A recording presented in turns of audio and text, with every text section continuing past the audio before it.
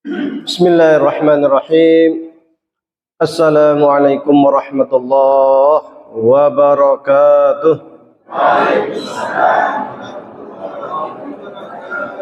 Alhamdulillahi rabbil alamin.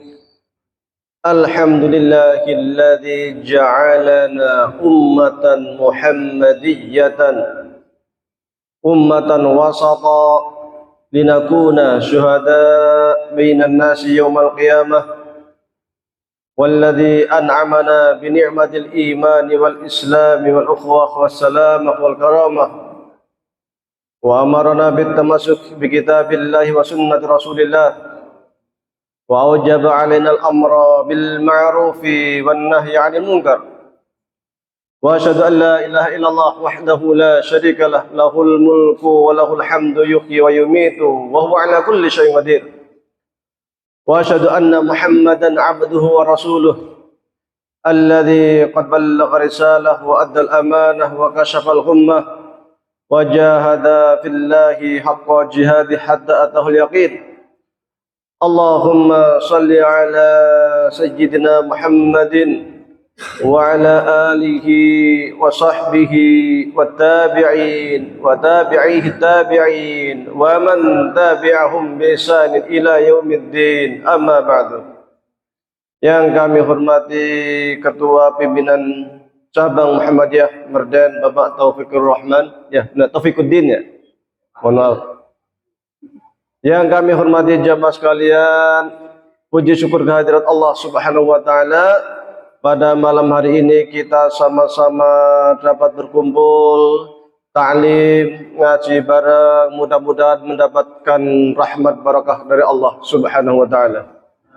Salat beserta salam semoga tetap tercurahkan kepada baginda Nabi Muhammad sallallahu alaihi wasallam. Jamaah sekalian yang kami hormati, ini merupakan kali kedua saya ada di sini, di masjid ini. Pernah sebelumnya tahun lalu ya, alhamdulillah. Kemarin waktu ke Gombong lewat mau mampir sebenarnya, tapi sampai sini aku setelah sore ya, nggak jadi lewat, nggak jadi mampir karena lewat kan, kalau itu kan dekat sini depan ya. Dan memang ada ikatan batin lah dengan sini, alhamdulillah. Senang karena kesini berarti ke keluarga kita sendiri ya. Saya sering komunikasi dengan Bapak Ketua PCM karena di grup bareng-bareng sering tukar pengalaman. Alhamdulillah di sini Muhammadiyahnya sangat luar biasa. Senang. Di tempat kami hanya 3 ranting satu cabang. Itu pun satu cabangnya ada yang 180 kakak, yang kedua 80 kakak, yang ketiga 10 kakak. Itulah ranting saya. 10 kakak saja, tempatnya di atas gunung, ketinggian 1175 ya, dingin ya. Kalau ke tempat saya pas naik gunungnya banyak-banyak zikir karena kanan kiri jurang ya. Terpencil, tidak ada gojek, tidak ada angkutan umum ya, sangat terpencil. Maka ahlan lah sekiranya hendak ke tempat kami mencoba berwisata ke tempat kami. Meski demikian, meski hanya 10 kakak, saya coba biasa ngaji HPT seminggu sekali di ranting supaya kita kenal dengan yang namanya Himpunan Putusan Tarjih. Di sini kira-kira yang punya berapa orang? Yang punya HPT? Yang belum punya ngacung? Mayoritas belum punya ya. Ini yang di sini, berarti kalau di cabang, di ranting-ranting banyak yang belum punya ya. Ya, ini namanya Himpunan Putusan Tarjih Muhammadiyah. Jilid 1, yang jilid 3 nggak saya bawa, itu ada yang jilid 3 yang lebih tebal itu. Nah, itu lebih tebal. Yang jilid 2 belum terbit, konon masih ada beberapa dokumen yang belum masuk. sehingga belum diterbitkan. Tapi yang jilid 3 sudah terbit duluan. Ini menjadi panduan bagi jamaah Muhammadiyah. Saya sendiri mencoba untuk mensyarah yang bagian keimanan. Ini namanya Ahlul Haq wa Sunnah, syarah himpunan putusan tarjih Muhammadiyah, bab iman bagian ketuhanan 3 jilid. Yang bab Tuhan. Kalau bab Tuhan saja, kalau di matannya mungkin 3 halaman ya. 3 halaman jadi 3 jilid. Ya, ini yang bab Tuhan saja ini. Jadi perlu kiranya untuk kita telaah. Karena yang namanya HPT ini kalau bukan kita, siapa yang membaca? Ya. Orang lain, wah boro-boro. Ya, kalau bukan kita siapa lagi? Ya kita ini yang harus baca, mempelajari. Maka sekiranya kita nggak punya, minimal AUM punya. Wajib Masjid Muhammadiyah, sekolah Muhammadiyah, rumah sakit Muhammadiyah, Universitas Muhammadiyah, wajib ada rak yang mana di dalamnya merupakan produk-produk dari majelis tarjih maupun produk-produk Muhammadiyah. Harus ada. Karena khususnya saat ini kita sangat penting untuk kemudian menguatkan lagi ideologi Muhammadiyah. Karena muncul di beberapa tempat, kalau di sini insya Allah enggak ya, penggerogotan terkait dengan ideologi Muhammadiyah. Ngaku wong Muhammadiyah, ning ora tahu ngaji di Muhammadiyah, tetapi menjelek-jelekkan Muhammadiyah, menjelek-jelekkan majelis tarjih. Banyak ustadz Muhammadiyah dicap, kasih ping nih, ustadz subhat. Ya, ada banyak. Tapi ngakunya orang Muhammadiyah. Mereka yang tidak sepaham dengan dia dianggap Muhammadiyah apa? Muhammadiyah karbitan, bukan golongannya, Muhammadiyah palsu. Padahal dia sendiri nggak pernah ngaji di Muhammadiyah, tapi melabeli ustadz Muhammadiyah dengan ungkapan-ungkapan yang tidak etis, tidak berakhlak. Ini kan menjadi masalah. Maka kita perlu kiranya untuk mengkaji yang namanya himpunan putusan tarjih. Sekiranya ketika saya menyampaikan ada hal yang terlalu rumit ya atau nggak bisa dipahami, boleh interupsi langsung ya. Hierarki di HPT, di fatwa tarjih atau di majelis tarjih itu ada 3. Ini namanya putusan. Ya, putusan paling bagus itu sebenarnya kalau ada papan tulis, tapi nggak mengapa. Bayangkan saja. Putusan itu berdasarkan musyawarah nasional. Musyawarah nasional majelis tarjih, diangkatlah sebuah tema tertentu, maka muncullah kesepakatan dari utusan-utusan berbagai daerah, berbagai wilayah itu. Keputusan bersama itu menjadi namanya putusan tertinggi. Di bawahnya putusan namanya fatwa. Kalau fatwa itu ada yang punya fatwa tarjih? Angkat tangan. Oh, kalau ya ini coba itu fatwa tarjih. Kalau yang HPT jilid 3 coba bawa sini, minta tolong. Oh ini yang kumpulan fatwa tarjih Jawa Tengah ya. Nah, ini bagus ini. Ini yang jilid 2 ya. Ini yang jilid 2. Ini yang jilid 1 ya. Ini harganya 25.000 di Shopee. 2 mangkok bakso. Iya, kalau satu keluarganya 5 orang makan bakso nggak cukup itu 25.000. Beli HPT seumur hidup. Ngerantai-entek. Iya. Dan ilmunya yang tafak bihi. Maka kita kalau terkait dengan buku jangan pelit untuk buku. Ya, saya beli buku tuh habis kisaran 150-an juta.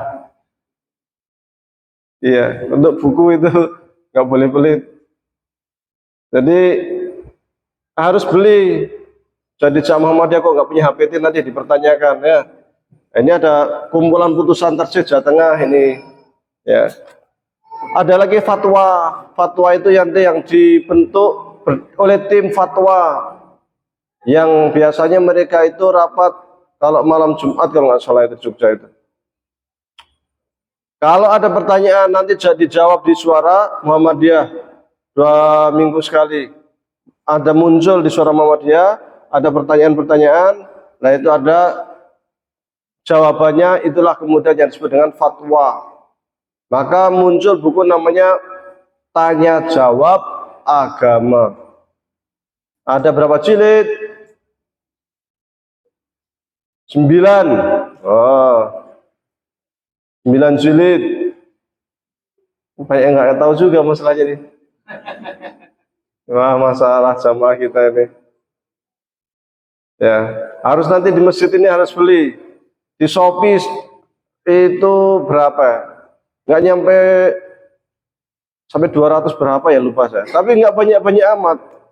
Nah, kalau yang beli masjid kan ringan, nah dikata harganya katakanlah 300 aja umpamanya. Untuk seluruh jamaah kan ringan lah. Jadi AUM-nya, masjid yang beli, sekolah yang beli, pondok yang beli, ya ringan jadinya. Harus punya. Jangan sampai kita orang Muhammadiyah ditanya rujukan Muhammadiyah itu apa? Apa ya? Nggak tahu, kan repot. Karena nggak mungkin orang lain suruh beli ini, nggak mungkin orang lain suruh mempelajari ini selain kita. Nah, kalau kita saja sudah mempelajari, terus siapa yang mau mempelajari?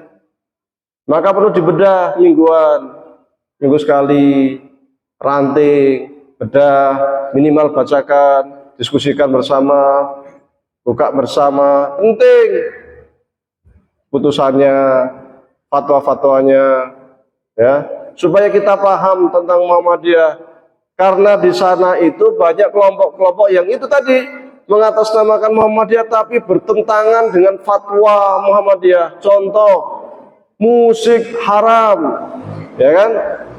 Padahal kita selalu nyanyi kan, sang surya telah bersinar, syahada dua melingkar, warna yang hijau berseri. Tahu-tahu muncul musik haram, ngaku kader Muhammadiyah, kan repot.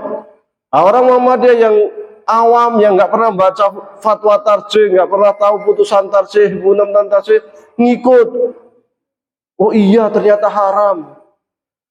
Jenggot yang aslinya sunat jadi wajib. Kalau di Muhammadiyah itu mubah, yang mau jenggot silahkan, yang nggak silahkan kan. Isbal, wah, jadinya macam-macam.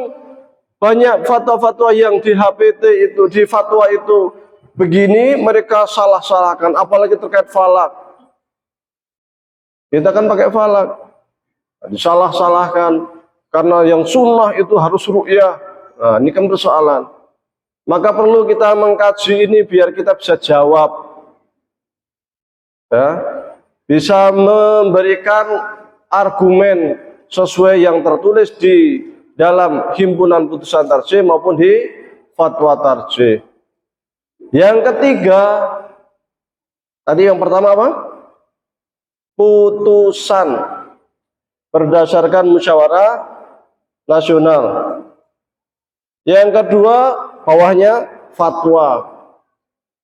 Karena fatwa ini dibentuk oleh tim lembaga fatwa, maka fatwa tidak boleh bertentangan dengan putusan, karena putusan itu tertinggi. Tidak bisa fatwa kok mengoreksi putusan, itu nggak bisa. Andai ada yang bertentangan antara fatwa dengan putusan, maka yang didahulukan adalah putusan, karena itu tertinggi.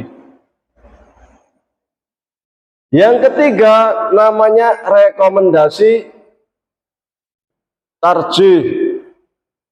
Rekomendasi itu pikiran-pikiran, wacana-wacana, ide-ide, gagasan-gagasan yang ditelurkan, yang disebarkan oleh jamaah Muhammadiyah terkait tema-tema keislaman.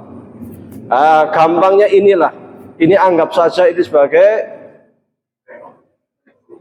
Nah, wacana, ya sebagai wacana. Kenapa? Karena ini ditulis oleh saya pribadi, tidak atas nama tarjih, bukan berdasarkan musyawarah nasional, bukan juga dari tim fatwa. Ini murni saya sendiri.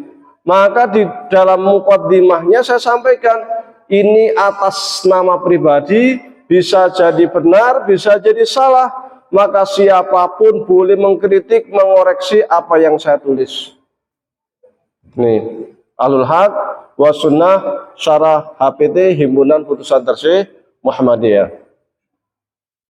Kalau kita lihat di HPT, ya, itu yang muncul pertama itu bab iman. Tapi sebelum muncul bab iman, kita akan tahu dulu kapan tarjih itu ada. Tahun berapa? Majelis tarjih 1927. 1927. Siapa yang menggagas? Kiai Haji Mas Mansur. Jadi gagas tahun 1927. Ya, ini sebenarnya kalau pakai papan tulis indah, bisa dicatat. Apa yang melatar belakangi? Apa yang melatar belakangi munculnya atau didirikannya Majelis Tarjih?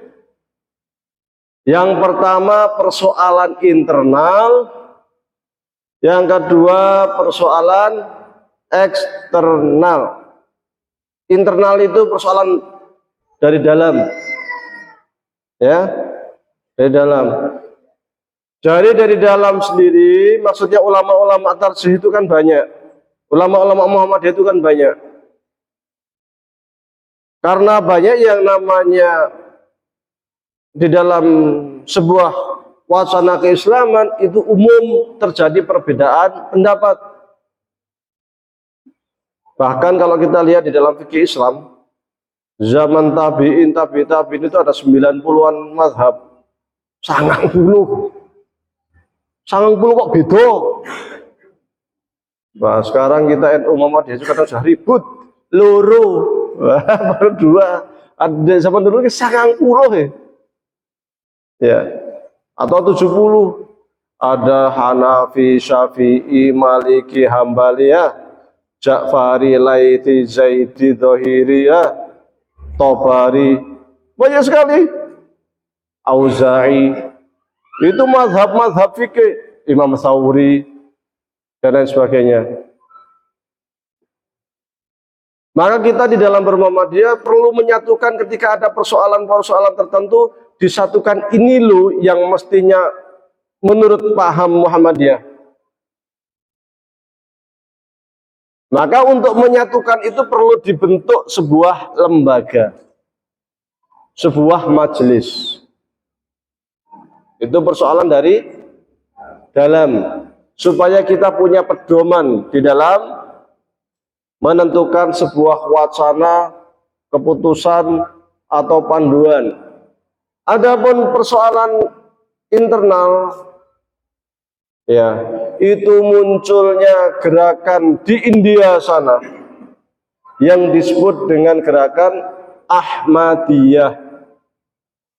Ketika Ahmadiyah itu berkembang, ternyata pemikiran-pemikiran Ahmadiyah itu masuk sampai ke Indonesia. Sampai ke Indonesia, termasuk sampai kepada tokoh-tokoh Muhammadiyah. Karena awalnya itu mikirnya Ahmadiyah ini mirip sama Muhammadiyah, gerakan pembaharuan. Ternyata Ahmadiyah beda dengan Muhammadiyah. Meskipun nanti di sana terjadi perpecahan, ya, Ahmadiyah Lahori dengan ini kan pecah. Tapi secara umum kan terjadi perbedaan. Bahkan ada sebagian menganggap Mirza Ghulam Ahmad itu sebagai nabi. Kalau sudah menganggap nabi itu kafir itu. Karena percaya nabi setelah Nabi Muhammad itu kafir. Bergolak itu di sebagian pemikir intelektual Muhammadiyah. Bahkan pernah suatu kali ada tokoh Ahmadiyah itu yang mengisi seminar di internal Muhammadiyah. Maka kita perlu mengambil sikap, karena waktu itu muncul infiltrasi. Jadi infiltrasi itu muncul dari zaman dulu itu, udah lama. Jadi ada gerakan lain yang pengen menggerogoti Muhammadiyah itu udah lama. Muncul infiltrasi di dalam gerakan Muhammadiyah dari mana? Dari Ahmadiyah. Maka kemudian tahun 1927 digagaslah pembentukan Majelis Tarjih. Maka tahun 1928, jaraknya berapa? Setahun, dikeluarkanlah keputusan mengenai pembersihan gerakan infiltrasi itu, yaitu apa? Bahwa Muhammadiyah itu berbeda dengan Ahmadiyah, dan orang pengurus Muhammadiyah tidak boleh double menjadi pengurus Ahmadiyah. Pilih salah satu. Untuk apa itu? Membentengi diri Muhammadiyah supaya tidak terjadi infiltrasi internal. Tahun 1929 maka kita buka di HPT halaman pertama. Kitabul Imam itu keputusan Kongres Muhammadiyah ke-18 di Solo tahun 1929. Maka yang diputuskan di sini terkait dengan Kitabul Iman di bab tarjih ini. Sebelum membuat keputusan, kita akan tahu dulu tarjih itu apa. Ya. Tarjih dari tadi umum turjah tarjih opo itu kan. Tarjih itu sebuah proses bagian dari yang namanya ijtihad. Kalau yang pernah nyantri atau di pesantren ya, itu kita pelajari ilmu usul fikih. Kalau usul fikih klasik, ya kayak dalam kitab-kitab karya Imam Haramain atau lain-lain lah, Imam Al-Ghazali, itu Al-Mustasfa, ya, Al-Burhan dan sebagainya. Biasanya yang bab awal itu nanti bab-bab terkait dengan taklif dan sebagainya. Taklif, kemudian nanti masuk ke Idlilatul Alfad dan sebagainya. Tapi kalau di bab-bab buku usul fikih modern, biasanya masuk di awal itu namanya Mashadirut Tasyri', kemudian nanti terkait bab taklif, termasuk nanti hukum taklifi, hukum wad'i dan sebagainya. Kemudian masuk di dalamnya Dilalatul Alfad, kemudian masuk setelah itu masuk ke bab syariah. Terakhir, bab terakhir ada namanya bab ijtihad dan taklid. Nah, di bab ijtihad itu nanti dibahas soal tarjih. Tarjih itu apa? Tarjih itu ketika menghadapi beberapa persoalan, maka memilih pendapat yang dianggap kuat. Rojih wal marjuh. Kalau tarjih itu sistemnya, caranya, jalannya, itu namanya mentarjih. Nanti pendapat yang kuat itu namanya rojih. Pendapat yang lemah namanya marjuh. Jadi sistem mentarjih, pendapat yang kuat namanya rojih, pendapat yang lemah namanya marjuh. Mengapa kok kita harus ada mencari pendapat-pendapat yang lemah dan yang kuat? Karena sesungguhnya di dalam khasanah pemikiran Islam itu banyak sekali terjadi perbedaan pendapat. Perbedaan pendapat ulama, ini mulai rondabot, serondabot ya. Itu setidaknya ada dua hal. Yang pertama, papan tulisnya datang.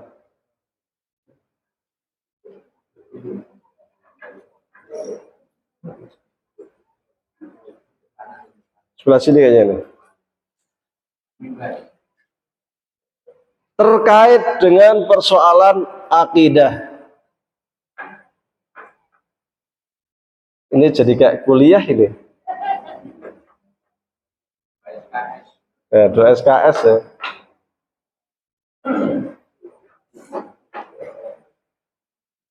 Ini ada yang bawa buku ya. Kalau bawa buku ditulis, kalau enggak ya ada rekamannya lah. اللي تسجيل ممكن وراء شوية. شوف تسجيل وراء شوية حتى ينظر. تسجيل وراء شوية. كاميرا. Hei, ini saya buat yang dari awal tadi ya. Putusan ya. Wah nang buri ora ketok, nggak apa-apa ya. Putusan. Ini yang kedua, fatwa. Yang ketiga, wacana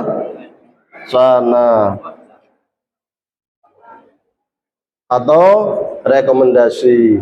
Wacana aja lah. Ini hierarkinya ya. Ini tertinggi. Ini nomor 2. Ini berdasarkan musyawarah nasional ya.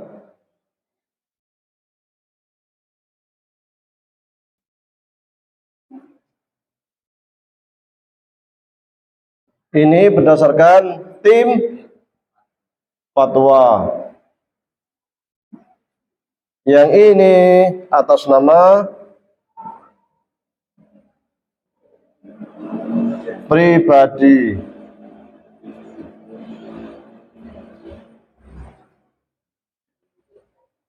Baik putusan atau fatwa itu sifatnya satu, mengikat secara organisasi.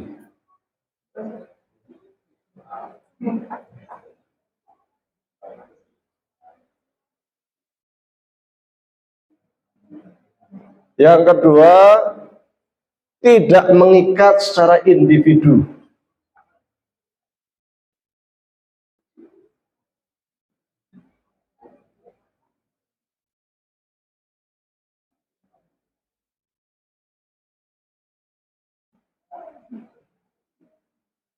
Kalau ini tidak mengikat sama sekali, ini wacana ya, tidak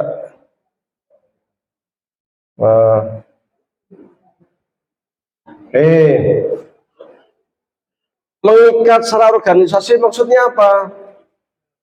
Kalau kita di AUM, amal usaha Muhammadiyah, baik sekolah Muhammadiyah, rumah sakit Muhammadiyah, ya, pesantren Muhammadiyah, maka yang kita gunakan putusan dan fatwa.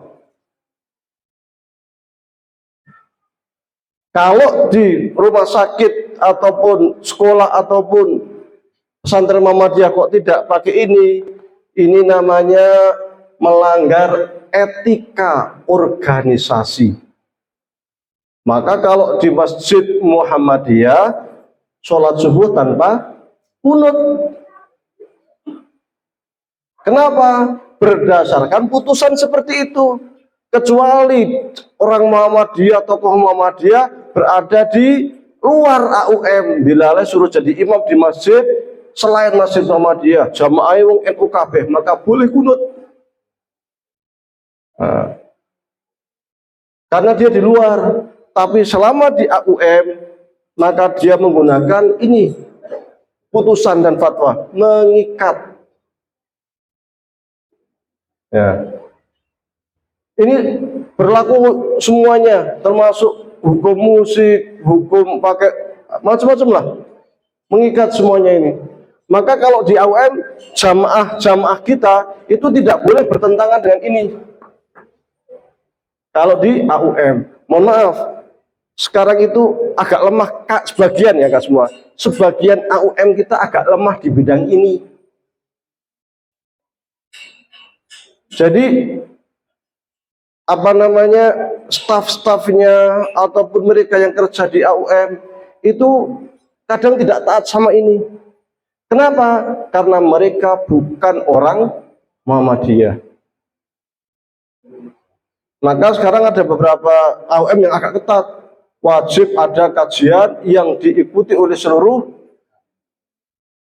staf.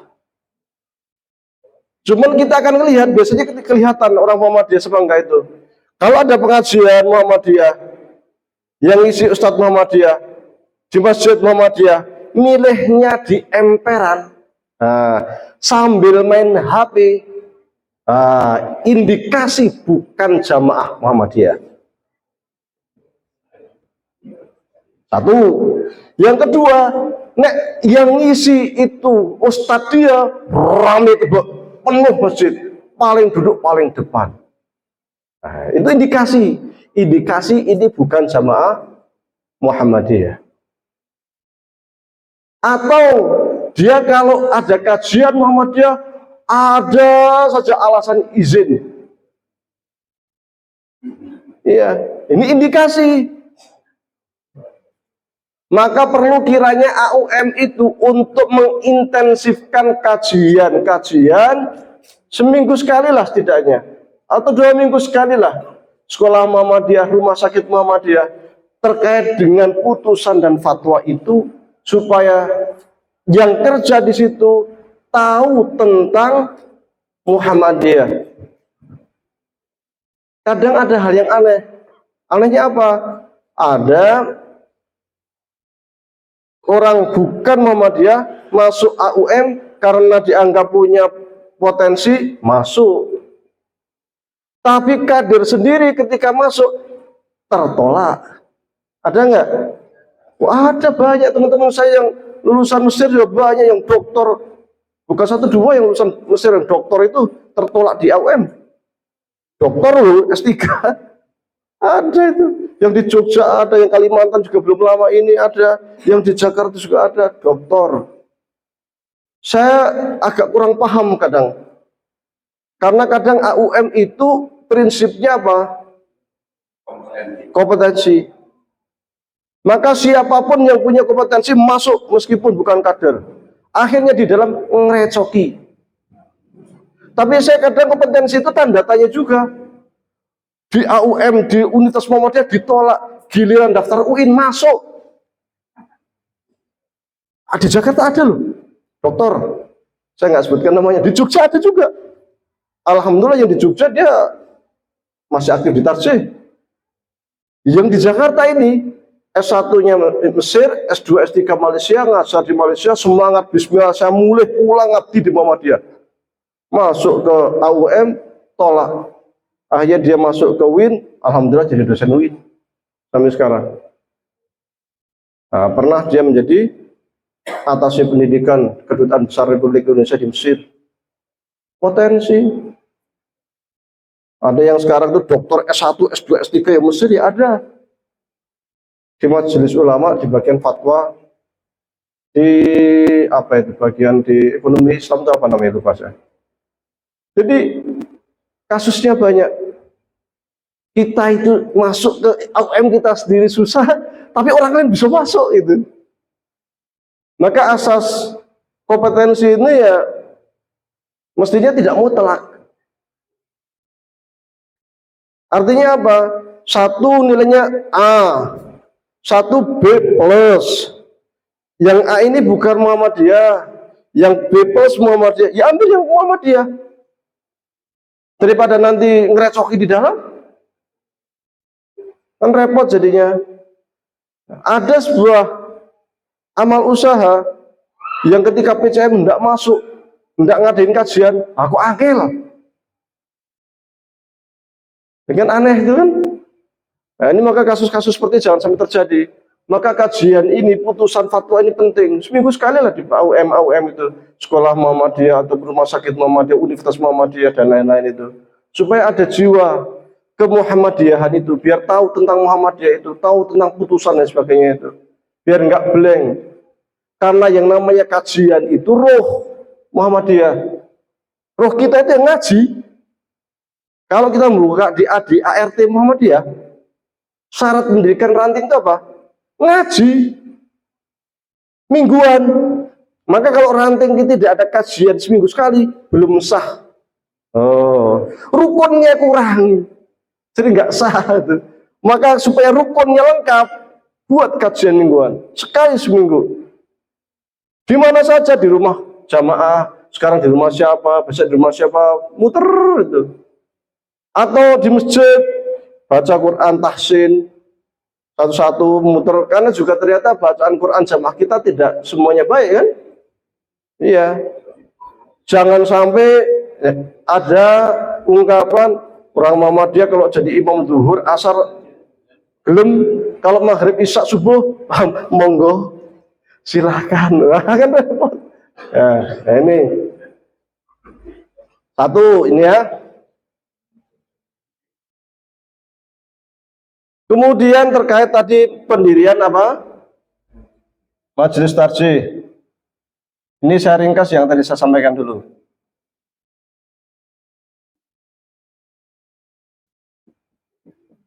Itu karena dua faktor. Internal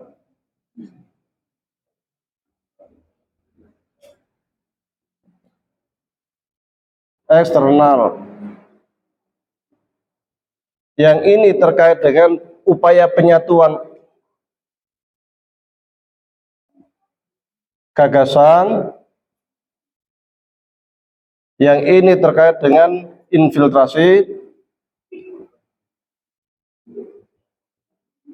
ideologi Ahmadiyah. Maka kemudian pada tahun 1927 didirikanlah Majelis Tarjih yang digagas oleh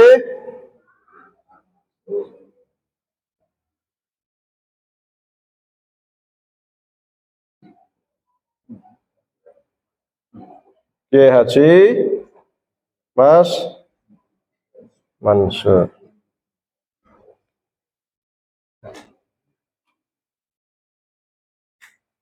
Maka kemudian kita tahun 1929 ini kongres Tarjih pertama ini berarti, tapi kongres yang ke-18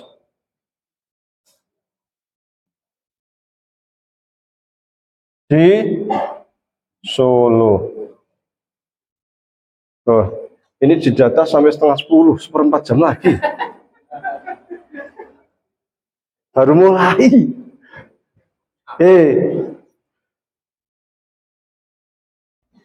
Sekarang soal tarjih, rojih, marjuh. Ini terkait dengan sistem ijtihad.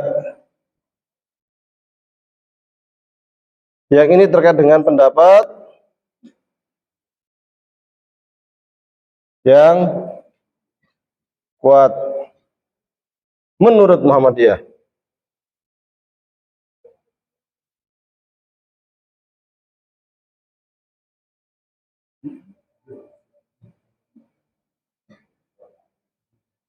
Yang ini terkait dengan pendapat yang lemah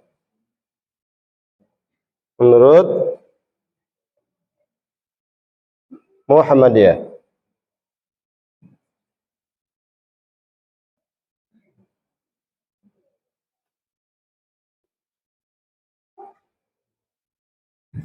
Ya. Kenapa kok ada tarjih rojih ini, ada sistem tarjih ini? Karena di dalam memahami hukum Islam itu sering banyak pendapat. Setidaknya hukum Islam itu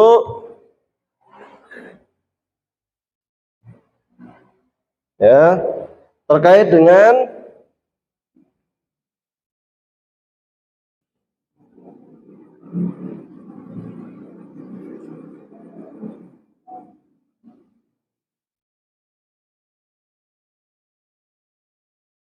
akidah, akhlak, fikih.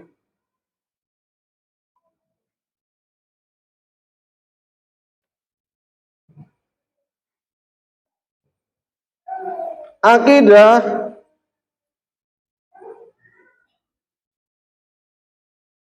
terkait dengan apa yang disebut dengan istilah pijakan nas qat'i.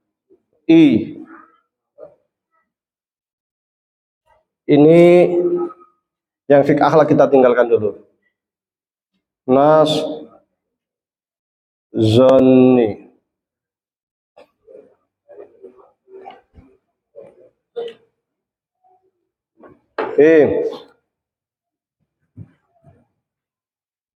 Akidah. Akidah itu terkait dengan keyakinan. I'tiqadun jazimun. Ya, keyakinan yang pasti. Iqrarun bil qalbi.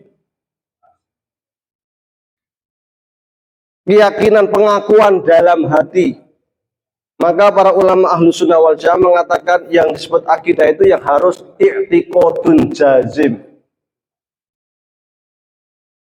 Keyakinan dalam hati yang pasti. Bukan karena taklid ikut-ikutan. Maka kalau kita itu ada orang mu'alaf datang itu bisa ditanya, Anda masuk Islam karena dipaksa atau keinginan sendiri? Kalau mengatakan, oh, enggak saya dipaksa sama orang tua, kalau enggak saya mau diusir, enggak sah nanti Islamnya. Balik dulu, pikir dulu. Karena percuma, kita itu la ikraha fiddin. Karena tidak ada dalam hati, bukan i'tiqad jazim. Di Jerman itu tapak suci cukup berkembang, luar biasa. Tapak suci itu kalau kita mau latihan, apa yang dibaca? Asyhadu an la ilaha illallah wa asyhadu anna Muhammadar Rasulullah. Benar? Ya kan? Orang-orang Kristen, orang ateis, ya syahadat. Iya syahadat itu. Muslim enggak? Enggak Islam. Cuman lisannya tok. Jadi syahadat itu cuma sebagai mantra. Mantra untuk belajar silat. Jadi karena cuma lisan tidak i'tiqadun jazim, keyakinan pasti. Tidak dianggap. Sama orang-orang munafik di Madinah dulu. Lisan tok muslim, meskipun sholat, ikut puasa, bahkan ikut jihad. Tapi karena mereka munafik, hatinya ingkar, mereka tidak disebut muslim. Maka ketika meninggal kafir. Ketika Rasul hendak mendoakan mereka, ditegur sama Allah. Sawad astaghfarta lahum aw lam tastaghfir lahum la yaghfirullahu lahum. Engkau mendoakan mereka supaya diampuni Allah atau tidak, sama saja wahai Muhammad. Allah nggak akan ngampuni mereka. Karena apa? Munafik. Karena i'tiqad jazim ini maka paham ahlu sunnah wal jamaah jumhur tidak boleh iman berdasarkan taklid. Kenapa kamu Islam? Bapakku Islam maka saya Islam. Bapakku kafir aku melu kafir. Kalau bapakku Kristen saya ikut Kristen. Nah ini namanya taklid. Urusan akidah tidak boleh taklid. Seperti disebutkan di dalam kitab Jauharatut Tauhid. Kalau uang taklid dalam akidah itu dianggap terdid, maju mundur. Ya, ini dan akidah pijakannya nas qat'i. Ini saya mau masuk ke tarjih dalam akidah sebenarnya. Nek waktu ini cukup. Apa itu nas qat'i? Nas-nas yang kita itu memahaminya cuma satu, tidak ada dua. Contoh, qul huwallahu ahad. Katakanlah wahai Muhammad bahwasanya Allah itu Esa, bahwa Allah itu satu. Kira-kira ketika saya memaham satu itu bisa dua pemahaman enggak? Satu itu satu setengah atau dua, enggak bisa. Satu ya satu tok. Nah, ini namanya nas qat'i. Jadi kita hanya memahami satu tok, tidak ada dua pendapat. Sebenarnya terkait qat'i itu nanti kalau dalam usul fikih ada banyak ini ya, ada qat'il wurud, ada qat'ud dilalah, ya kan? Nah, engko waktunya nggak cukup. Tapi intinya bahwa kita itu dalam memahami nas itu pasti satu. Maka tidak boleh berbeda. Kalau ada yang berbeda di dalam istilah akidah, itu kafir. Contoh, Allah mengatakan Allah satu, enggak, menurut saya Allah itu tiga, kafir. Hari kiamat itu pasti ada, enggak, menurut saya hari kiamat itu enggak ada, itu kafir. Ada malaikat, enggak ada malaikat, bohong itu, cerita itu hayalan, kafir. Maka ingkar dalam persoalan akidah kafir, ya kan? Ini tadi ada yang nulis atau enggak? Ya udah ya, saya hapus. Nah.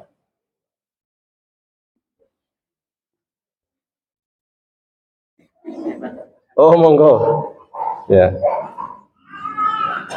Akidah itu ada namanya usul akidah, ada namanya furu' akidah. Ya.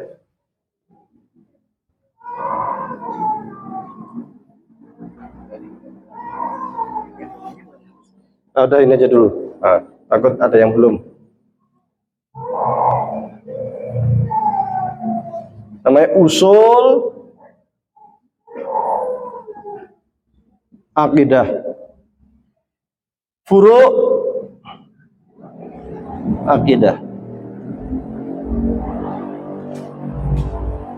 Gampangnya, sederhananya, usul akidah itu terkait dengan rukun iman. Kalau cabang itu gampangnya itu cara memahami rukun iman.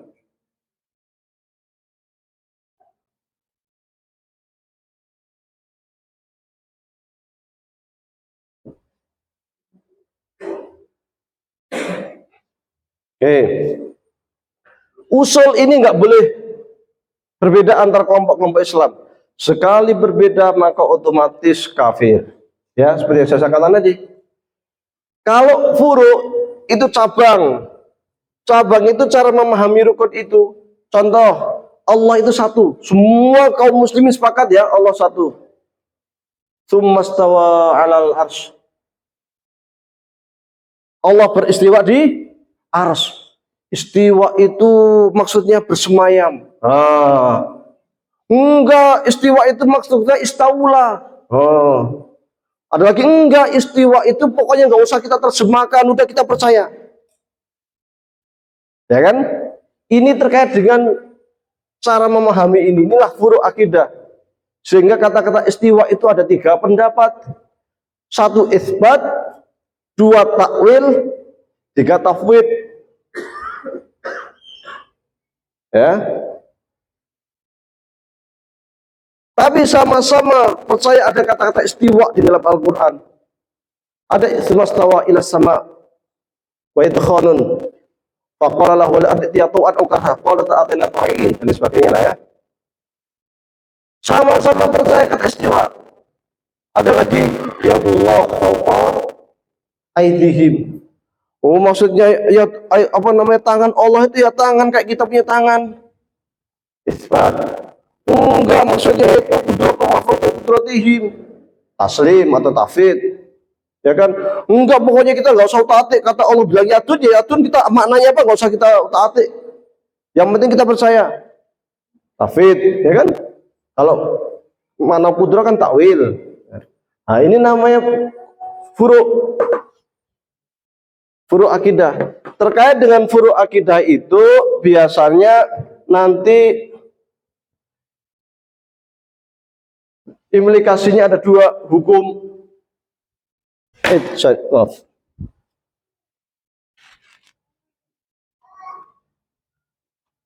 Ahlul haq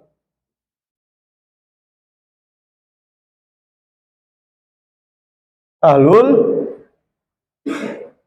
bid'ah.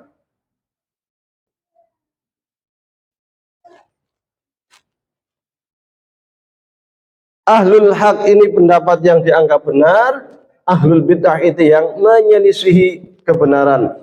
Tapi karena dia masih percaya dengan usul, dia statusnya masih muslim, tetapi julukannya ahlul bid'ah.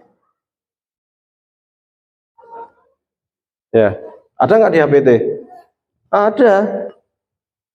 Kita cek lah, kita cek dari yang atas tuh.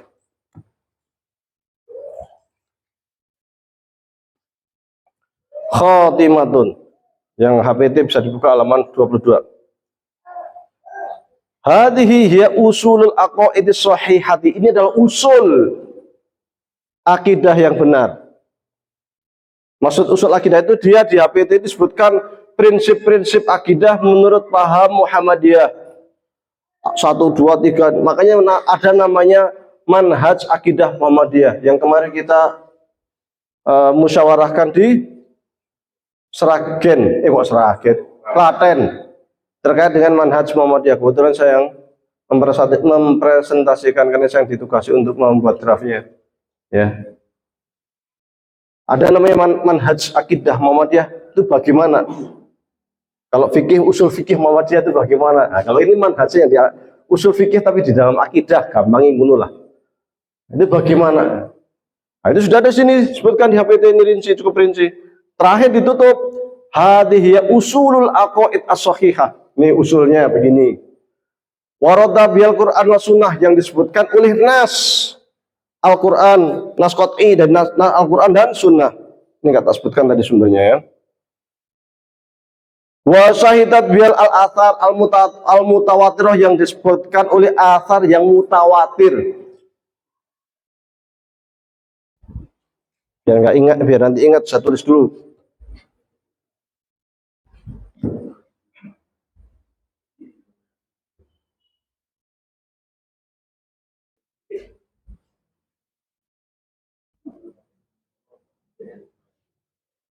Ya. Yang dituliskan berdasar kepada nas mutawatir. Faman i'taqada jami'a dzalika, maka faman sapani wong i'taqada yang yakin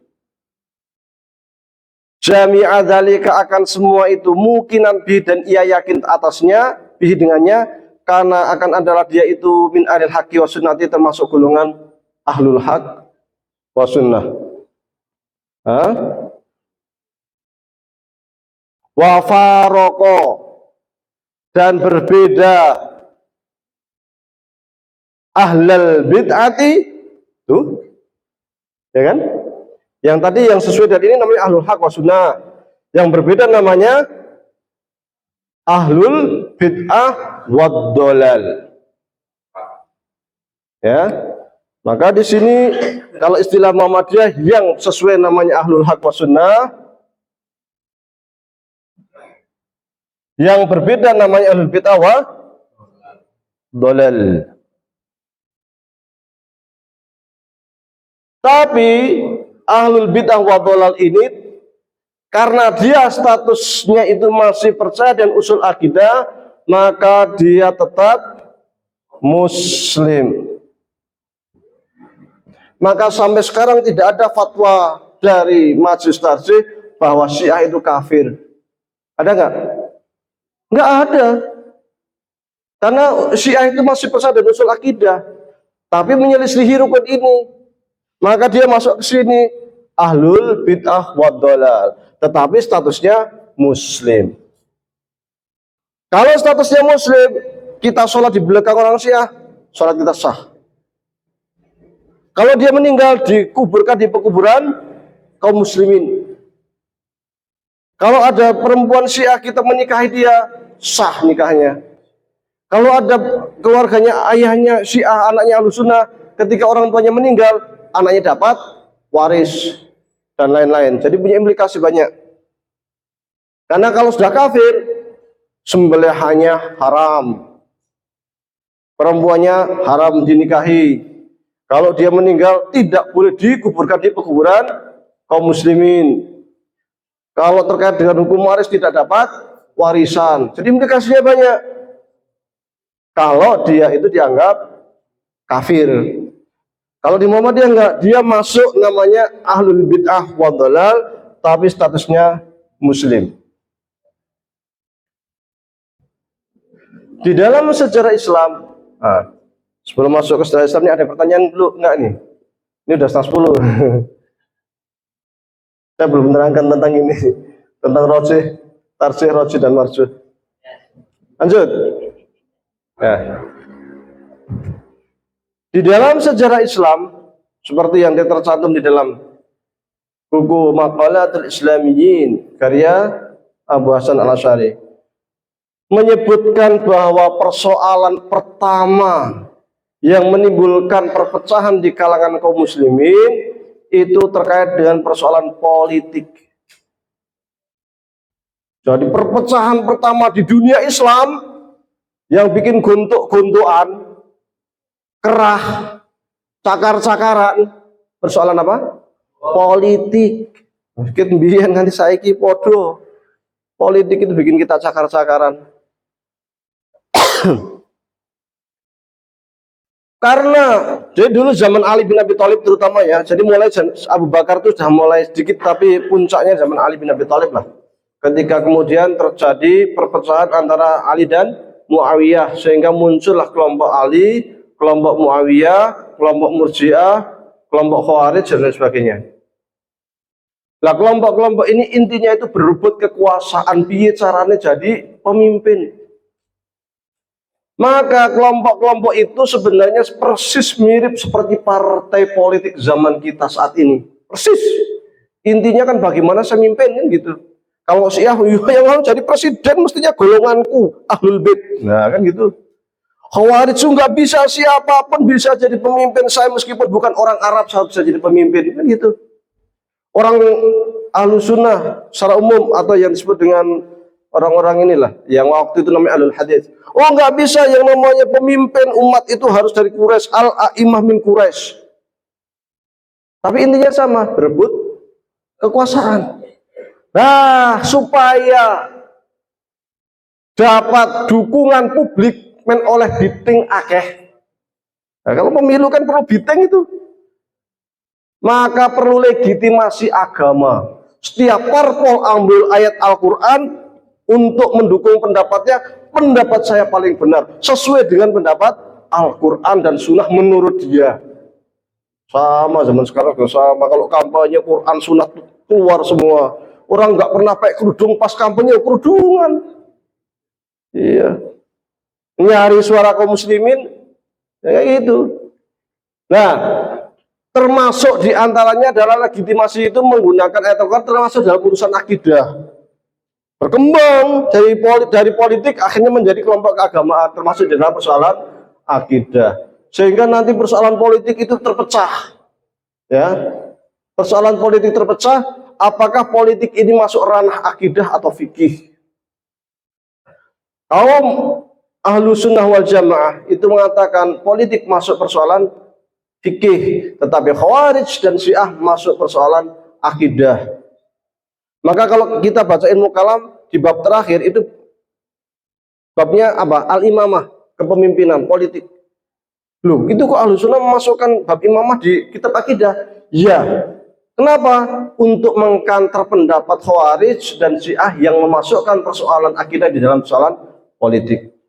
Akhirnya dari sana rame, termasuk terkait tidak hanya kepemimpinan, terkait dengan pelaku dosa besar, mangzilah baina mangzilatain, kelompoknya Mu'tazilah, terkait dengan mereka yang membunuh, hukumnya yang membunuh apakah dianggap muslim atau enggak.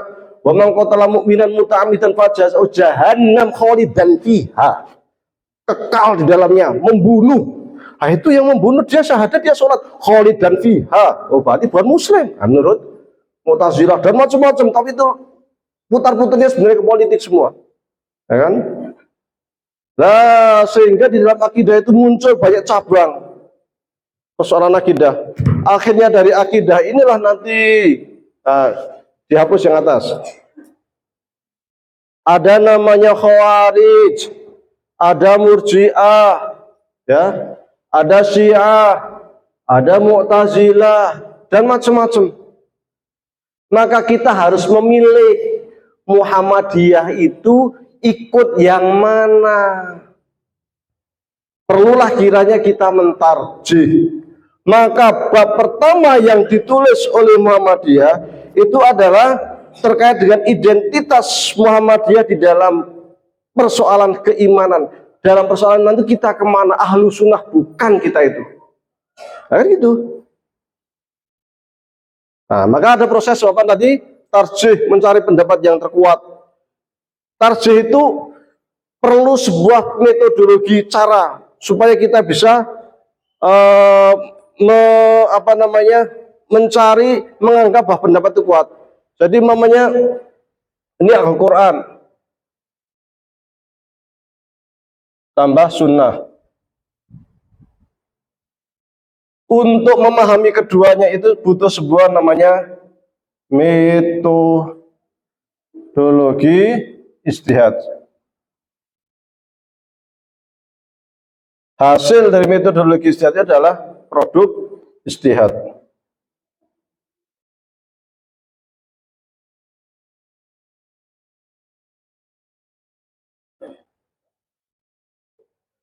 Metodologi ijtihad itu diantaranya itu terkait dengan terkait dengan sistem tarjih. Jadi sistem tarjih itu bagian kecil dari metodologi ijtihad. Sistem tarjih itu untuk melihat suatu persoalan itu apakah sesuai, apakah kuat atau tidak. Dan ini setiap kelompok Islam punya standar sendiri-sendiri. Maka karena setiap kelompok Islam itu punya metodologi ijtihad sendiri-sendiri, maka kadang hasilnya pun macam-macam beda-beda. Di dalam persoalan akidah tadi itu kita juga ada metodologi ijtihadnya dan ada sistem tarjih. Sehingga nanti menghasilkan yang namanya produk tarjih ini. Di dalam produk tarjih ini kan nanti akan ada beberapa persoalan ya. Bisa akidah,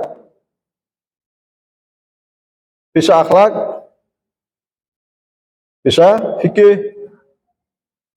Kalau akidah contohnya itu tentang akidah bab iman, ya.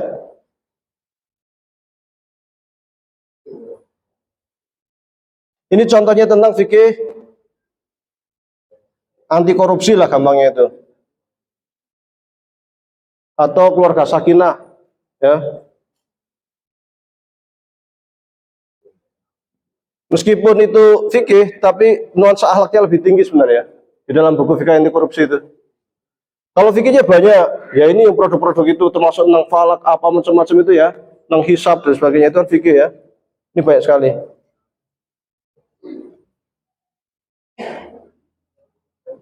Nah, produk tarjihnya. Maka akidah itu kita perlu melihat, menilai akidah yang kuat menurut Muhammadiyah itu yang bagaimana. Dan akidah secara ringkas itu yang dikuatkan oleh Muhammadiyah adalah akidah ahlul haq wa sunnah. Ya, lu akidah ahlul haq wa sunnah itu apa? Ini asli ini sak wong ora rampung loh. Ini punya titik poin-poin yang sangat banyak. Di antaranya keyakinan bahwasanya kalau di sini amma ba'du fa innal firqah annaja min al-ajma wa anal alam kullahu hadisun khuliqa minal adam. Keyakinan alam raya itu ciptaan baharu. Nah, itu panjang lebar itu. Karena kenapa kok muncul ini kantor para filosof yang mengatakan alam itu sifatnya qadim. Kantor pendapatnya Ibnu Taimiyah yang mengatakan alam itu qadim nau hadis afrod. Ini ora usah tak terangke mumet go. Ya. Kemudian terkait dengan sistem ijtihad di dalam akidah yang harus menggunakan ini nas mutawatir. Jadi di Muhammadiyah akidah harus berdasarkan pada nas mutawatir. Hadis ahad kepakai enggak? Kepakai, tapi sebagai bayan tafsil, keterangan saja, tidak boleh bertentangan dengan nas mutawatir. Nah, itu tadi disebutkan itu kan di sini. Ada tiga kata di HPT itu. Kalau dalam akidah kita hanya menggunakan nas mutawatir. Adapun hadis ahad tetap dipakai, tetapi fungsinya sebagai bayan, keterangan. Maka hadis Jibril yang pertama muncul di HP itu hadis Jibril, itu hadis ahad. Kenapa digunakan? Dia itu sebagai bayan keterangan di dalam Al-Quran banyak sekali tentang usul akidah yang tadi saya terangkan, dan hadis Jibril itu satu pun tidak ada yang bertentangan dengan usul akidah yang pertama tadi itu. Ya. Sehingga nanti di Muhammadiyah itu ketika akidah itu kita memilih supaya kita ada identitas. Maka kalau ditanya akidah Muhammadiyah mazhabnya apa? Mazhab kita di dalam akidah kita bukan Syiah, kita bukan Khawarij, kita bukan Murji'ah, tetapi di HPT disebutkan kita ahlul haq wa sunnah. Ahlul haq wa sunnah. Sekali lagi saya bacakan. Faman i'taqada jami'a dzalika mungkinan bi kana min ahlil haqqi wa sunnah. Siapa yang yakin dan percaya terkait persoalan itu, maka dia masuk dalam kelompok ahlul haq wa sunnah. Istilah ahlul haq sunnah ini dipelopori oleh Imam Abu Hasan Al-Asy'ari di dalam bukunya yang judulnya Al-Ibanah. Bisa dicek, saya bawa bukunya ya. Biasanya saya bawa tumpuk. Kalau iya, biasanya kemarin saya waktu di musyawarah taksis juga saya bawa satu kardus itu. Khawatir ada yang menolak, tak tunjukkan kalau ada yang menolak. Ini orang yang menolak. Ya wis, yang saya buka cuma ada 1-2 buku aja. Waktu saya di Brebes, saya buka satu-satu. Karena saya membahasnya tentang titik pisah Muhammadiyah Salafi terkait persoalan akidah. Maka saya bandingkan persoalan akidah di Muhammadiyah dengan kitab-kitabnya Syekh Muhammad bin Abdul Wahab dan Syekh Ibnu Taimiyah. Akan kelihatan situ perbedaannya. Nah, kita ikut ahlul haq sunnah. Jadi Imam Asy'ari itu punya dua istilah. Beliau punya buku lain yang judulnya Usulu Ahli Sunnah wal Jamaah, prinsip-prinsip Ahli Sunnah wal Jamaah. Tetapi juga punya buku judulnya Ahlul Haq Sunnah. Tapi secara umum Ahlul Haq Sunnah itu merupakan pendapatnya Ahlu Sunnah wal Jamaah. Kalau saya bilang Ahlu Sunnah wal Jamaah itu minimal ada 3 kelompok.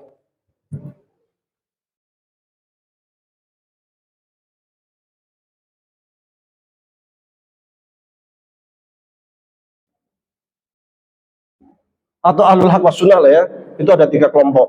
Apa itu? Asy'ari, Maturidi, dan Atsari. Atsari itu rujukannya ke Ahmad bin Hambal, Imam Ahmad bin Hambal. Kalau Maturidi ke Imam Al-Maturidi. Kalau Asy'ari itu Imam Abu Hasan Al-Asy'ari. Ketiga-tiganya itu punya pendapat yang pokoknya sama. Maka kalau Muhammadiyah mau ditarik ke Atsari, sama. Mau ditarik ke Asy'ari, sama. Mau ditarik ke Maturidi, ya paling beda dikit. Ya. Tapi kalau mau ditarik ke Syekh Muhammad bin Abdul Wahab, beda banyak. Mau ditarik ke Ibnu Taimiyah, beda banyak. Nah, bedanya apa banyaknya? Kapan-kapan. Ya, orang waktu ya. Ya, maka kita pilihlah adalah akidah itu namanya akidah Ahlul Haq Sunnah seperti yang ada dalam HPT. Terkait fikih, nah tak tambah 5 menit lah. 5 menit. Fikih itu dalilnya bukan qat'i, tapi dzanni. Dzanni itu apa? Satu nas yang bisa jadi ada 2 pendapat, ada 3 pendapat. Mungkin sekali. Pendapat bedanya sebabnya apa? Bisa dari nas itu sendiri, dari redaksi bahasa itu sendiri, bisa salah satu itu memahami nas yang dipakai ini, yang satu nggak pakai karena dianggap satu doif, yang satu menganggap kuat. Bisa kondisi lingkungan yang berbeda sehingga muncul fatwa yang berbeda dan lain sebagainya. Maka di dalam fikih akhirnya terjadi banyak sekali perbedaan pendapat di kalangan para ulama. Dan itu sah, itu sejak zaman Nabi sudah ada perbedaan para sahabat dan ternyata oleh Nabi dibolehkan. Ya. Maka karena dia itu dalilnya dhoni itu artinya kayaknya begini loh, itu namanya dhoni. Kalau menurut saya sih sholat subuh itu kayaknya nggak pakai kunut. Yang satu enggak, kalau menurut saya kayaknya pakai kunut. Jadi pakai kayaknya. Karena dia pakai kayaknya, maka ghalabatul dzan, yang perasaan saya yang kuat itu yang ini. Ada namanya ghalabatul dzan. Maka di dalam usul fikih kayak Al-Lumah mengatakan yang namanya fikih itu ya memang dzanni itu, prasangka itu, maka boleh sah di dalam perbedaan pendapat para ulama fikih, dan yang berbeda tidak disebut ahlul bid'ah, tapi cukup ikhtilaf bainal ulama, perbedaan pendapat di kalangan para ulama. Dan yang kuat itu kuat menurut siapa? Menurut saya, bisa jadi belum tentu kuat menurut yang lain. Maka Imam Syafi'i mengatakan ra'yi shawab yahtamilul khata', ra'yu ghairi khata' yahtamilu shawab. Pendapat saya benar, mungkin salah. Pendapat yang lain salah, mungkin benar. Sehingga di dalam fikih boleh terjadi koreksi. Ya, koreksi bisa. Maka Imam Syafi'i ketika di Baghdad kemudian pindah ke Mesir, ada beberapa, konon ada 17 pendapat yang dikoreksi sehingga muncul yang namanya mazhab jadi. Yang di Irak namanya mazhab qadim, yang di Mesir namanya mazhab jadid. Boleh, boleh. Muhammadiyah pernah dan beberapa kali di dalam foto, memasang foto Kiai Haji Ahmad Dahlan ada namanya Ra'yul Qadim, ya, pendapat qadim lama, ada pendapat baru. Pendapat lama itu haram, nggak boleh memasang foto Kiai Haji Ahmad Dahlan. Pendapat baru mengatakan boleh. Nah, yang lama itu pendapat lemah. Lemah itu tidak sesat. Tidak sesat. Kalau itu sesat, berarti Muhammadiyah dulu sesat. Nah, sekarang benar. Karena sesat, lemah. Nah, dulu kan kita menggunakan foto itu nggak boleh. Karena dulu dianggap kuat, tapi sekarang dianggap lemah. Kalau ada kumpul begini, ada putri ya, ibu-ibu ya, wajib pakai satir. Zaman dulu, sekarang boleh tidak pakai satir. Yang paling kentara itu ru'yah, hisab. Di HPT jilid 1 yang pertama itu pakai ru'yah. Kemudian dihapus ganti hisab. Hisabnya pun pernah matlak, pernah wilayatul hukmi. Wah, ini ahli hisab yang bisa itu. Bukan ahli hisab. Itu lain lagi itu, rokok itu. Pernah juga wujudul hilal. Sekarang apa? Kalender global. Wah, itu berapa kali hapus itu. Yang dulu ru'yah dianggap kuat jadi lemah. Kemudian pakai hisab, matlak dianggap kuat, setelah itu dilemahkan lagi. Pakai hisab wilayatul hukmi dilemahkan lagi. Pakai hisab wujudul hilal dilemahkan lagi. Pakai hisab global. Jadi boleh koreksi, dan sesuatu yang lemah tidak dianggap bid'ah atau sesat. Maka di dalam fikih yang mau pakai kunut silahkan, enggak silahkan, karena dia itu kuat menurut dia meskipun lemah menurut saya. Tidak sesat. Jadi jangan kemudian persoalan fikih, wah sana adzan Jumat 2 kali bid'ah, orang belum paham fikih kalau gitu. Wah terawih itu di sana kok 23 rakaat bid'ah. Subuh pakai kunut, sholat pakai usoli bid'ah. Ini bukan persoalan apa namanya yang keluar dari hukum syariat, tetapi persoalan ikhtilaf. Adapun bid'ah itu kalau ma khalafal kitab was sunnah, yang bertentangan dengan Alkitab dan sunnah, tidak ada tuntunannya. Ada yang definisi yang paling sederhana di dalam bid'ah itu adalah yang tidak ada tuntunannya dari ulama salaf. Gampang ini. Ulama salaf apa? Tidak ada contoh dari sahabat, tabi'in, tabi'in. Tidak ada contoh sama sekali di dalam persoalan ibadah atau akidah. Gawi-gawi dewi, ya. Maka itu menjadi bid'ah. Azan 2 kali, oh itu kan ada zaman Utsman. Sholat tarawih 2-3 rakaat. Loh, di mazhab Syafi'i itu Syafi'i ulama salaf atau bukan? Salaf ya? Mau lahirnya tahun 150 Hijriah? Ada. Nah, pendapat Hambali juga ada. Nah, itu bukan bid'ah, itu perbedaan pendapat. Oh itu wudunya begini. Nah itu masih ada rujukan. Selama masih ada rujukan itu dari kitab-kitab Mu'tabarah, berarti itu khilaf antar ulama, jangan keburu dianggap bid'ah. Cukup dianggap, oh itu berbeda dengan saya.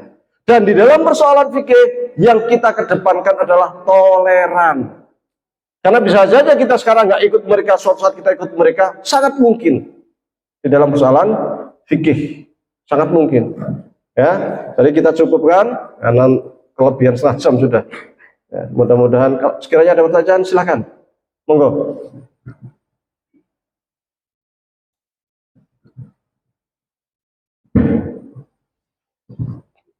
Terima kasih atas waktunya Ustaz. Saya akan tanya dua saja Ustaz. Yang pertama, perbedaan antara kudratun, sifat wajib bagi Allah antara kudratun dan qadirun. Yang pertama, maknanya kudratun dan qadirun. Terus yang kedua, pernah saya baca di buku modul dan referensinya kurang jelas, mengatakan bahwa kitab Allah yang kita ketahui 4. Terus di situ disebutkan Zabur itu bukan kitab. Tolong dijelaskan. Surah. Jadi kalau di dalam ini pembagian yang umum digunakan oleh para ulama Ahlussunnah ya, terkait dengan sifat-sifat Allah Ta'ala yang qadiran dan dengan kudrah ya. Kudrah itu gampangnya ya, saya kasih logika sederhana. Kudrah itu kemampuan, namanya saya bisa buat teh. Kemampuan buat teh itu namanya kudrah. Saya yang mampu qadir. Qadir kan isim fa'il. Ya kan? Jadi qadir itu apa? Isim fa'il. Pelaku Allahnya sendiri yang punya sifat ini. Adapun kudrah itu sifatnya. Jadi paham ya? Kayak minum itu ya minum ini sifatnya sifat. Tapi orang yang minum itu namanya syarib. Orang yang minum syaribun. Tapi kalau ini sirap biasa, ya. Sama. Hayat itu yang zat yang hidup, hayat itu kehidupan. Bisa dikasih iroda, muridan. Iroda itu kehendak, muridan orang yang punya kehendak. Sam'un mendengar, sifat mendengar. Sami'an orang yang mendengar atau zat yang mendengar. Kan otomatis kalau ada sifat mendengar harus ada zat, harus ada yang fa'il yang mendengarkan itu. Ya, saya pahami ya. Adapun terkait Zabur, apa itu kitab atau tidak? Ya, secara umum kita kalau di dalam kitab-kitab Ahlussunnah wal Jamaah disebut itu kitab. Ya, adapun ada selain kitab ada suhuf. Suhufu Ibrahim wa Musa. Suhuf itu lembaran. Jadi kalau kitab itu kumpulan daripada kertas-kertas, sohifah itu lembaran. Kumpulan dari suhuf-suhuf itu menjadi tebal begini, maka menjadi kitabun. Maka kitab itu tebal. Kalau sohifah itu tipis, karena cuma mungkin 10 lembar, 20 lembar. Maka Nabi Musa selain punya kitab Taurat, tapi juga punya lembaran-lembaran yang disebut dengan suhuf. Nabi Ibrahim tidak punya kitab, tapi punya suhuf. Maka suhufu Ibrahim wa Musa. Ya. Tapi kalau ada yang mengatakan Zabur itu bukan kitab, wallahu alam, saya tidak tahu ya. Wallahu alam. Ada lagi? Monggo sampingnya dulu itu. Assalamualaikum warahmatullahi wabarakatuh. Wassalamualaikum. Di Muhammadiyah dikembangkan pemahaman metode itu ada Bayani, Burhani, dan Irfani. Itu kalau diterapkan dalam hukum Islam itu bagaimana yang hukum Islam? Mohon maaf dihapus. Hapus.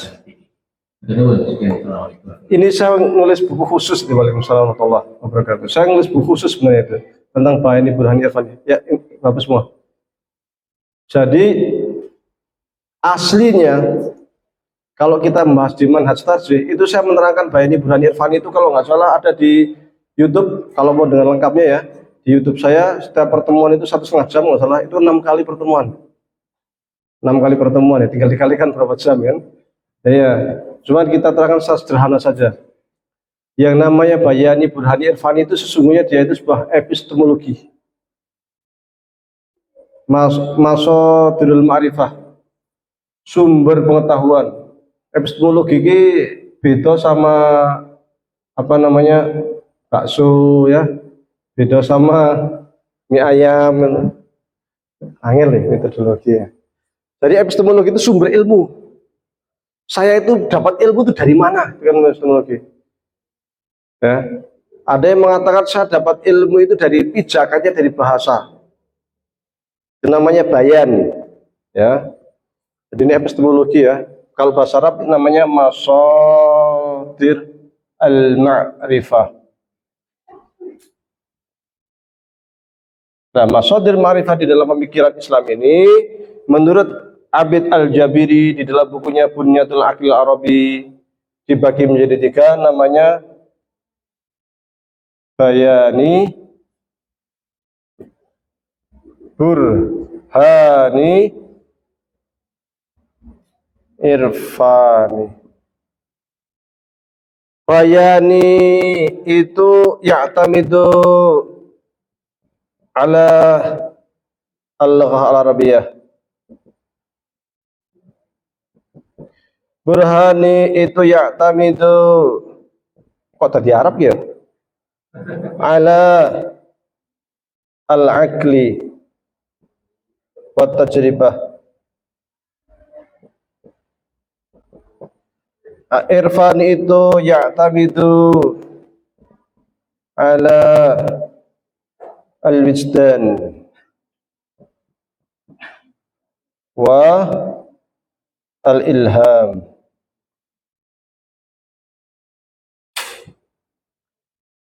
Al-lughah al-arabiyyah itu jadi bayani itu pijakan sumber ilmunya itu dari bahasa Arab.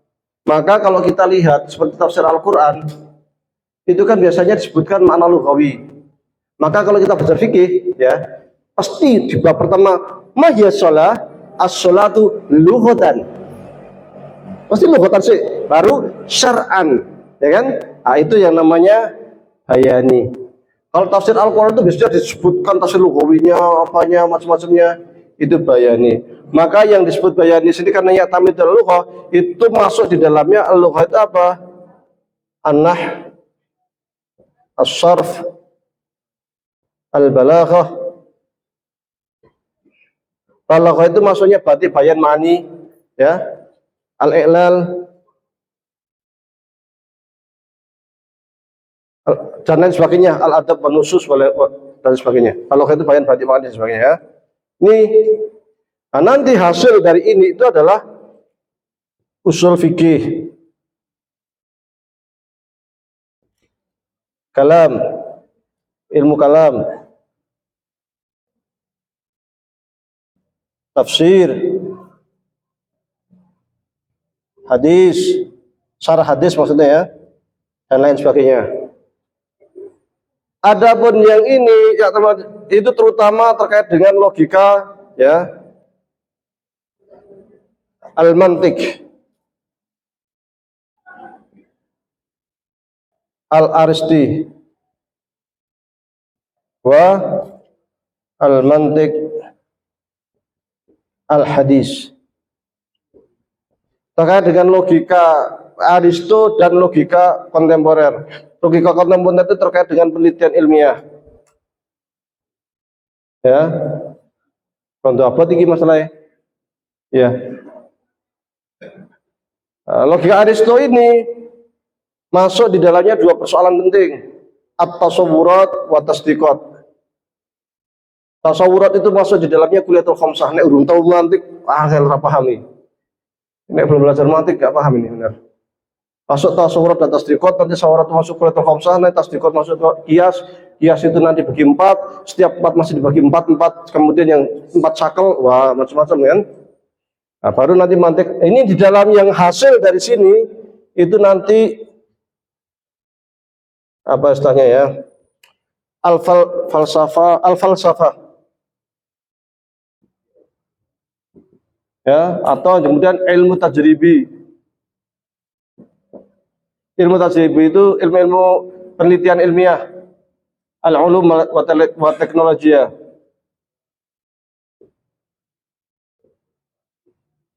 Ilmu dan teknologi dan lain sebagainya lah, perkembangannya ke sana.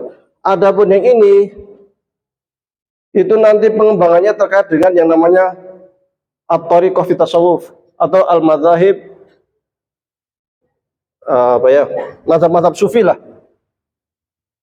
atau tasawuf aja dah, at-tasawuf, yang di dalamnya itu masuk dua bahasan penting yang disebut dengan istilah al-ahwal wal maqamat.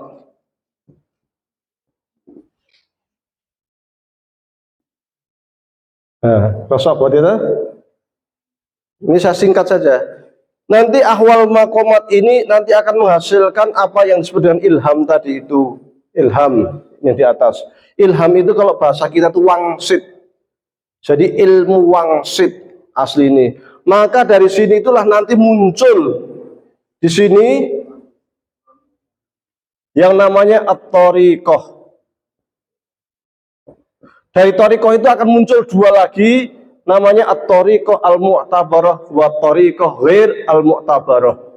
Thariqah yang diakui dan tidak diakui. Ya.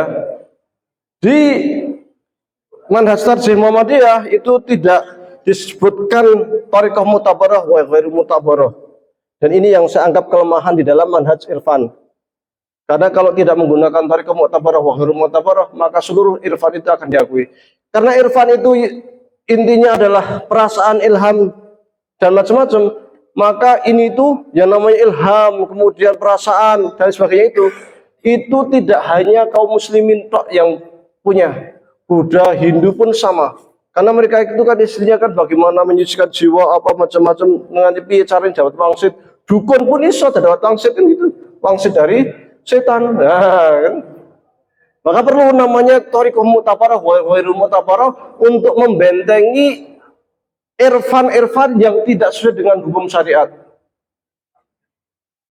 Ya. Maka penting, kalau enggak nanti semuanya bisa masuk. Maka kalau kita baca di manhaj tarjih itu di bagian akhir, di bagian irfan itu ada kelemahan menurut saya kan, subjektif. Karena di situ disebutkan bahwa setiap agama itu punya nilai-nilai kebenaran. Dan kita bisa melakukan pendekatan kebenaran itu melalui agama yang bermacam-macam. Nah ini akhirnya kan terjadi pluralisme agama. Seakan-akan semua agama itu benar karena semua agama itu punya nilai-nilai kebenaran. Nah, ini yang menurut saya terlalu luasnya, terlalu kita itu opennya membuka irfan tanpa ada thariqah mu'tabarah wa ghairu mu'tabarah. Kalau di Muhammadiyah itu kadang simplistik dalam realitanya. Kalau kita menggunakan teori yang disebutkan di dalam manhaj tarjih, irfan itu cukup detail dan rumit. Tapi di dalam penerapannya itu suka simplistik. Apa itu irfan? Pokoknya ihsan. Cari silakan di manhaj tarjih irfan sebagai ihsan. Orang no, saya udah nyari, nggak ada istilah ihsan ke irfan apa? Istilah irfan ke ihsan itu nggak ada. Itu simplistik itu, menyederhanakan persoalan yang aslinya tidak sederhana. Itu. Ya, karena untuk sampai ke sana itu makanya ada jalan-jalan al-ahwal, wal maqamat dan sebagainya itu sehingga kita itu nanti kan akan terjadi, akan nyampe ke Allah yang disebut dengan istilah itu ma'rifatullah. Sehingga orang yang sudah sampai ma'rifatullah itu julukannya al-arif billah. Orang yang menuju ke sini itu namanya as-salik. Bahasa Indonesianya suluk. Makanya Ibnu Qayyim menulis sebuah buku judulnya Madarijus Salikin. Madarijus Salikin. Jalannya orang-orang yang sedang melakukan suluk perjalanan batin. Thariqat. Nah, saya pikir cukup ya. Mumut ya. Ya. Ada lagi? Ya, siap kita cukupkan ya. Aslinya ya soal tarjih ini memang menarik dan meti karena memang harus punya sebelum ke sana itu harus punya landasan bawah. Maka saya karena pesantren saya kan punya pesantren kecil-kecilan, saya fokus ke turos sehingga yang ini semua yang saya ajarkan karena saya pengennya itu menjadi seorang ulama sehingga ya ini semua termasuk bahasa Arabnya batik apa namanya nahwu kelas 1 jurumiyah, kelas 2 imriti, kelas 3 ta'afiyah bin Malik, syarah munakil, kita ajarkan batik, bayan, ma'ani, iqlal, sorof dan sebagainya, termasuk ilmu kalam, filsafat, tasawuf, kita ajarkan semua. Karena minimal itu ilmu ada 12 cabang ilmu dasar yang wajib kita kuasai. Wajib. Jadi 12 cabang ilmu dasar yang wajib dikuasai. Maka saya konsentrasi ke sana. Karena persoalan kayak gini itu tidak ringan. Makanya wis saya fokus ke sana, ilmu SMP SMA-nya cuma 4 jam dalam seminggu. Selasa 2 jam, Kamis 2 jam. Selebihnya ngaji kitab. Biar ini tuh menguasai. Karena yang untuk ini tuh aja itu banyak sekali. Kalau kita ingin menguasai bayan saja, itu minimal nahwu, soroh, balaghah, badik, bayan, ma'ani, i'rab dan sebagainya itu harus dikuasai. Untuk yang buruhan itu yang mantik, aristo, metodologi kontemporer harus dikuasai. Irfan itu terkait tasawufnya. Belum nanti bawahnya itu hasil-hasilnya, usul fikihnya, ilmu kalamnya, tafsir, hadis, awal. Banyak sekali jadinya itu cabang ke bawahnya itu. Kadang saya agak sedikit menggelitik ketika kita itu sudah punya istilah bayan buruhan irfan dan kita sudah disebutkan di Manhaj Tarjih terkait turunan-turunannya itu, tetapi banyak pesantren-pesantren Muhammadiyah itu nggak ngajarin ini. Nah, kalau pesantren nggak ngajarin, terus kita mengharapkan siapa? SMK? Ya nggak mungkin kan? Maka kalau kita ingin santri kita itu calon ulama, ya turunannya dari ini harus diajarkan semua. Karena itu konsekuensi dari Manhaj Tarjih yang sudah mengakui itu. Maka harus diperkenalkan. Kalau bukan santri kita, siapa lagi yang diharapkan kan gitu. Ini makanya harus dari awal, mumpung sebagai landasan supaya kita itu punya landasan pemikiran keislaman yang kokoh. Mudah-mudahan bermanfaat. Aqulu qouli hadza wa astaghfirullah li wa lakum. Assalamualaikum warahmatullahi wabarakatuh. Waalaikumsalam.